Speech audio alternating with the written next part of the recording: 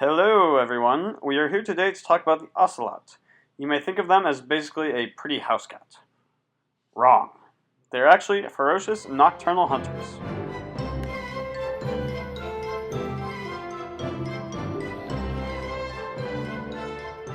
Also known as Leopardus pardalis, they are wild cats mainly found in South America.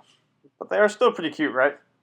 They live in a variety of habitats that range from tropical, humid rainforests to dry scrub country areas from South America to Mexico. With this ability to inhabit a large array of habitats comes a large array of prey. Ocelots are nocturnal, opportunistic hunters that often hunt on the available selection of small animals such as rodents, birds, primates, or reptiles. They are picky eaters, removing fur and feathers from their prey. Once a prey item is captured, they eat it at the kill site and cover the remains when they are finished so they can retrieve it later on for consumption. Smart. Our studies focus on the ocelot and small rodent populations in the Araucaria rainforest of southern Brazil. Within this region, ocelots consume mostly rodents, so we narrow down a focus on the Akodon species, a small species of rodent similar to our average mouse.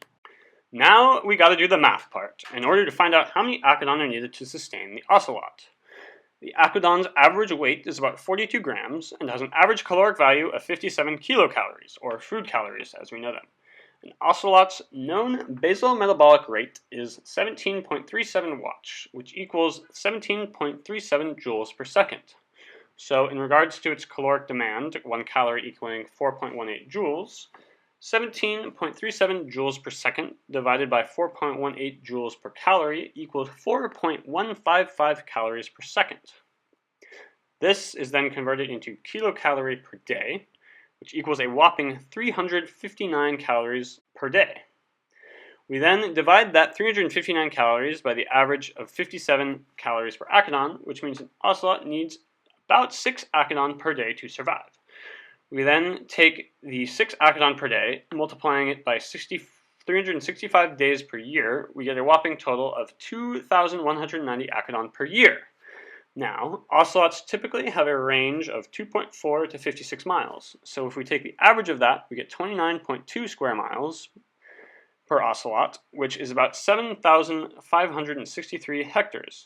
Akodons typically have an average of 2.19 individuals per hectare, so 7,563 hectares times 2.9 individuals per hectare is 16,562 Akodons in the ocelot's range.